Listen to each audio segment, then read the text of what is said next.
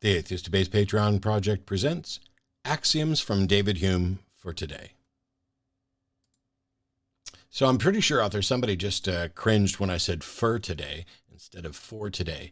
One of these days I'm going to do some kind of discussion about language and pronunciation and how a lot of it I don't care about, but some of it I do, like the fact that my mom still says "warsh." And trained me to put an R in that word. How's everybody doing? Welcome. I'm going to quickly go over some thoughts from David Hume, and in particular, my two favorite kind of axioms from David Hume, because I've said before, and incorrectly, that the only philosopher anybody needs to study is David Hume, and that after David Hume finished his treatise about epistemology and skepticism, that we didn't need to do any more work on epistemology and skepticism. Neither of those things are true. That is hyperbole to kind of exaggerate the point and show just how significant I feel Hume and Hume's thoughts were, because I think he got some of it dead on the money right. One of my favorite I'll paraphrase Hume because I don't want to try to dig through quotes and translate, but the wise man proportions his confidence to the evidence. Now, we can update this today so that it's not gendered in any way, but I don't think Hume was in any way suggesting that this was only about a man. But the wise person proportions their confidence to the evidence. And what that means is, for any proposition, you may or may not be convinced, but you also have a confidence level. If you are convinced in the truth of that claim, you have a confidence level. You can be kind of barely convinced, moderately convinced, strongly convinced, completely convinced. And those unquantifiable and yet approximations, I guess, that we do. What he's essentially saying is, no matter whether you can quantify it or not, if you're more confident than the evidence warrants, that's a mistake. And similarly, if you're less confident than the evidence warrants, that's a mistake. In modern day times, when we're talking about the reliability of vaccines and things like that, it's one thing to see, well, for example, Representative Lauren Boebert tweeted out the other day proudly how she took a Tylenol and now would everybody else please take a Tylenol so mine will work. Her incredibly flawed understanding of herd immunity and how vaccinations work and how that's different from a medication like Tylenol. That's just general stupidity. That is just, I realize that we're talking about a congressperson, but this is what happens. That is not having anything to do with confidence proportional to the evidence. If anything, Boebert's confidence that her tweet was funny or made sense or was remotely comparable to science is just a matter of ignorance. It's not a matter of evidence for the claim. If we were to look at a claim, for example, how effective a vaccine is, your confidence should be proportional to the amount of testing that's been done and what the results of those that testing shows. So that treatment of confidence is probably one of my favorite things from David Hume. But my absolute favorite thing from David Hume is something that has been called Hume's razor, and it's been summed up a number of different ways. The actual quote, I think, if I get this as close to right as possible, is, "No testimony is sufficient to establish a miracle unless that testimony be of such a kind that its falsehood would be more miraculous than the fact which it endeavors to establish." But the best way to look at this, because even Hume's phrasing there is problematic, and saying, when he says no testimony is sufficient to establish a miracle unless, that statement suggests that at some point testimony would be sufficient to establish a miracle. And this is one area where Hume and I disagree. But I think that we wouldn't actually disagree, because his unless suggests, unless that testimony be of such kind that its falsehood would be more miraculous than the fact which it endeavors to establish. And so I think the overall statement is correct. When you say that no testimony is sufficient to establish a miracle, boom, I'm in agreement with you. You have to add the unless, because otherwise you're shutting down the miracle. This is why Hume was a genius, because while my initial gut reaction is to say, well, no testimony could ever establish a miracle, it's because I'm already including the second part, which is that if there was testimony where it would be more miraculous that it was false than the miracle it's proposing, then it could potentially establish a miracle. But the colloquialism, or the kind of razor that I prefer for all of this from Hume, is reject the greater miracle. And it comes from a question where he says, if someone were to tell me that someone would be raised from the dead, I would have to evaluate whether it be more miraculous that the event actually occurred than that the individual relaying the information be deceived or attempting to deceive. That's my kind of respin on it. And in that case, reject the greater miracle.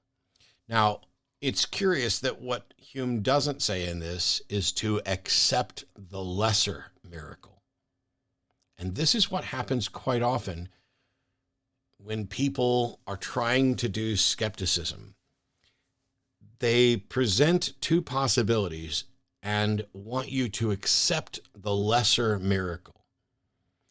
Like if somebody's making a claim about aliens, is it more likely that is it more miraculous that aliens have visited Earth than that they haven't?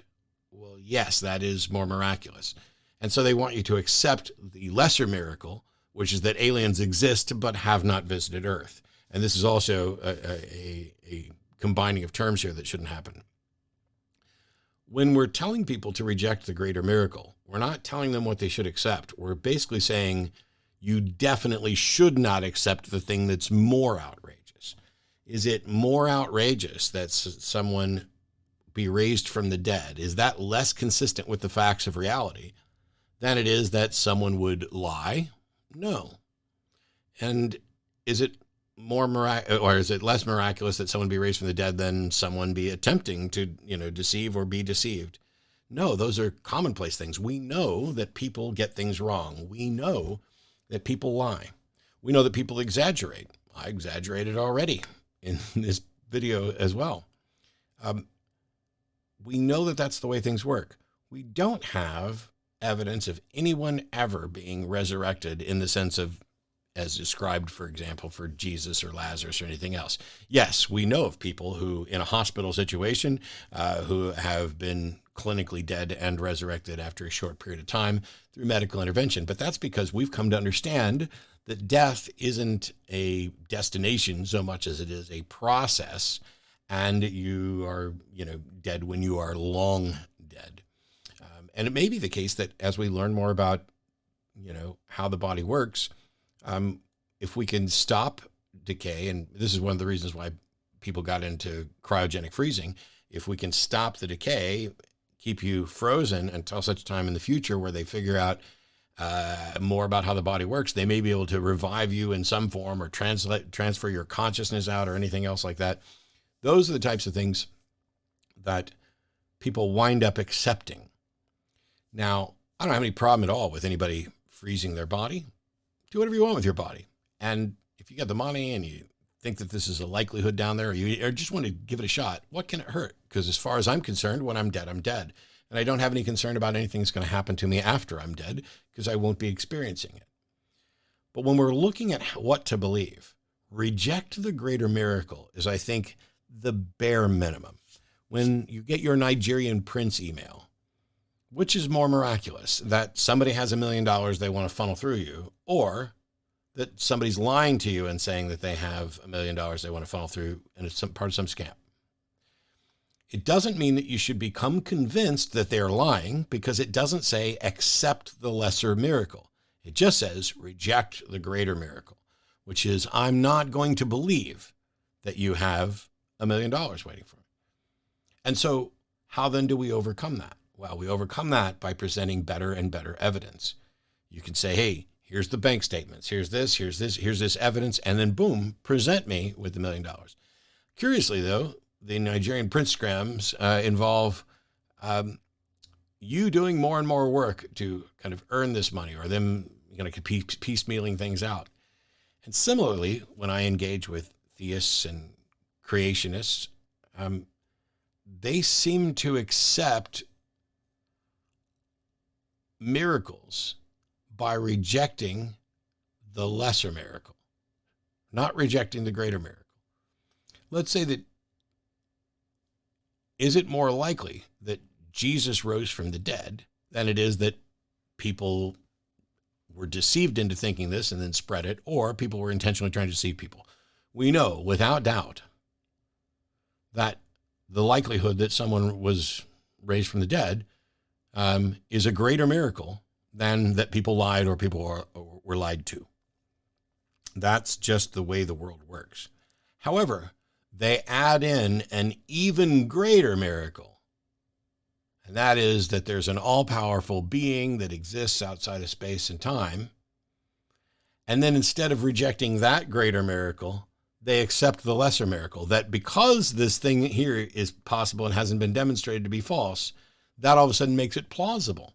Now, all of a sudden, Jesus' resurrection doesn't look like a miracle at all because we've already accepted this God thing. And if you make this mistake of accept the lesser miracle, you can always come up with something that's more outlandish in order to justify you believing the miracle that's just not quite as miraculous as the other. And once you do that, you cascade in everything below it. And when you get to the point where you've accepted, without strong confirmation, without any interaction, without any good evidence for it, that there's an all-powerful, all-knowing being that exists outside of space and time who can do anything and does do anything, what is it that you can't believe? I remember my ex-wife did a talk for lifelong atheists that was called Yes, We Really Believe That, because she got tired of lifelong atheists coming saying, oh, Christians don't really believe in a talking snake. Yes, we did. They don't really believe in, this little miracle and that little. Yes, we did. Believed in some of us believed in all the ridiculous things in there. And it's because if you begin with the notion that there is a God that exists, that can do everything and is watching everything, all of a sudden everything's possible. In morality, they like to say that once you get rid of God, anything is permissible. But I would argue that once you accept a God, anything becomes plausible. And this being the case, even when we know there are things that are wholly implausible, there's a reason why we call some things miracles, and that is that they are claims that are inconsistent with the facts of reality. It's not a miracle for me to flip a coin and have it land head side up or tail side up.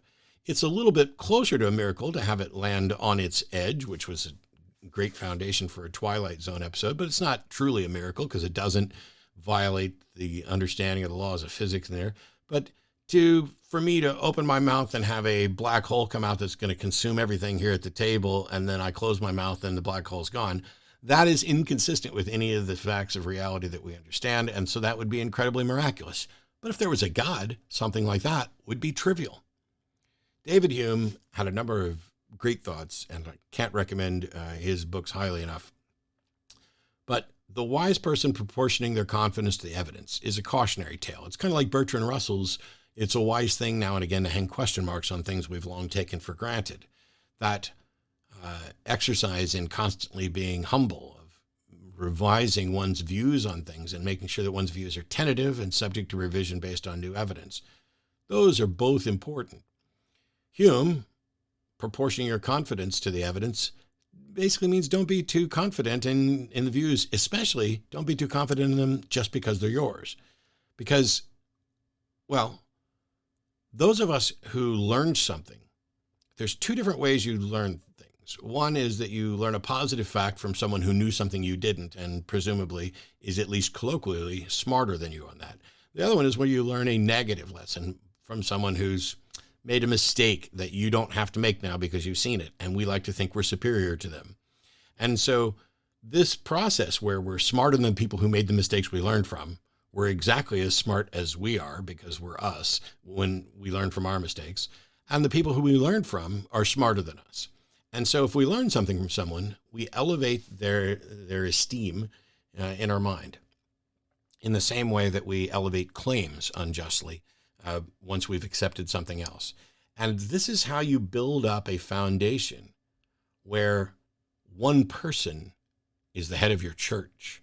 One person is the head of your organization. And no matter what else is said, they have a line because they are smarter than all of us. They knew something that we didn't. The truth is, all of us know things that other people don't. And at times, we're going to be faced with claims that are miraculous. And what we have to do is not just look at that claim, but look at that claim and the world around it and the facts that would have to be in place. And then evaluate, is it more miraculous that this claim occurred than that the person explaining it to me has either been deceived or is deceiving? No testimony is sufficient to establish a miracle unless the testimony be of such quality that it being false would be more miraculous than the fact which it endeavors to establish. And even in that case, you should reject the greater miracle, which is that this testimony is false, and perhaps accept that the testimony is true, but that it still may not establish the miracle itself. That while someone may be accurately stating their understanding and perception of the events that happened, it may not be the case that their understanding and recollection of the events are accurate as well. So not only should we reject the greater miracle, but if we're going to use testimony to advocate for a miracle, not only should it be testimony where it would be more miraculous that it's false, but we have to do it with the consideration that someone might also be mistaken, or even in their sincere honesty, relaying what they best understand to be true, doesn't mean that their understanding of what's true is true. And we need better evidence for it. Thanks, everybody. We'll see you next time. Take care.